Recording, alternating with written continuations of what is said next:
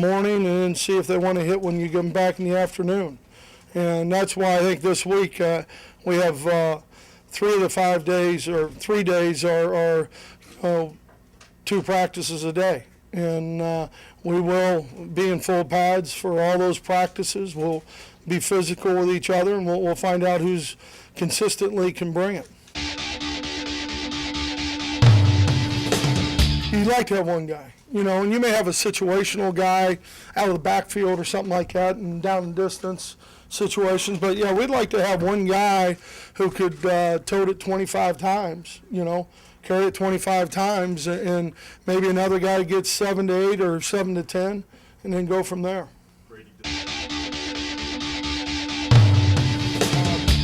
He's just a great kid, and I think the thing that usually happens by the time you're a third-year guy is that leadership qualities really start to stick out more and more, and that's what I like what he's done in camp. He's taking charge. He's competitive.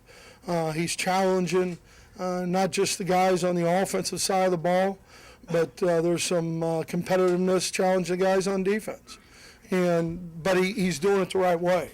And so that kind of stuff is fun.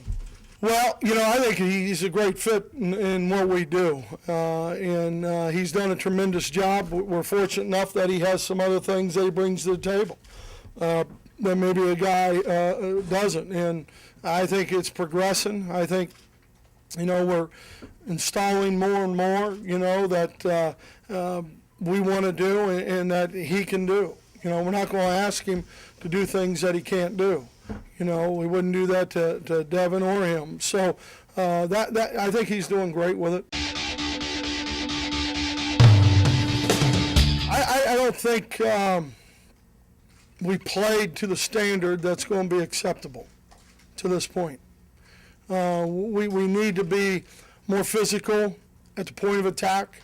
I think we need to have an urgency in some of the things when you either change your front, change your coverage, communication, all those things. And I think that we have to have a mentality of how we want to attack the football. So it's coming, but it's not like we'd like to have it. Have you liked anything from the It's what you accept, right? If we accept them not to get to the football, and we're not chasing them, and we're not doing what we need to do as coaches, then you accept the lack of urgency, all right? Well, we're not accepting that. We're not accepting that. That's not how we're going to play defense, And it's a culture that you got to always stay on top of, because that's how we're going to play defense.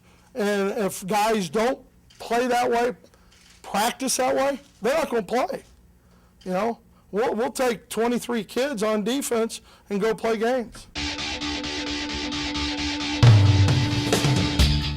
Like we're going to do 2-minute drill today. 2-minute drill, you're talking about pressure from both sides of the ball, and that's going to be fun because we're going to see how we react, and you've got all kinds of situations that you have to know as an offensive guy and a defensive guy. When you start talking about down and distance, you start talking about field position. Do you need a field goal? Do they need a touchdown? All those things, how you want to play, how you get set, how you get the call from the coach on the sideline, how you communicate it, the quickness that our receivers get back to the line. That's the greatest drill ever. I do full line. I would do full line for us as interior drill, all right? It's just the linebackers in the front against the offensive line. I would do that drill 2 hours a day, all right, so we could run maybe 900 plays at each other, and then I'd do 2 minutes, and then I'd go home.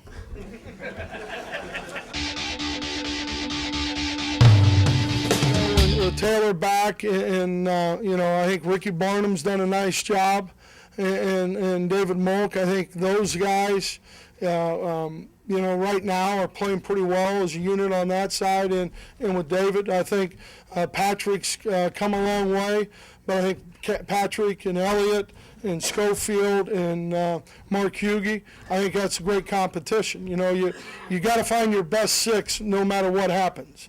One guy goes down, who's the best 6? And that may be taking a guy Use Ricky as an example, who's a guard, and moving him to somewhere else so our best 6 are out there together. But Elliot's part of that mix right now.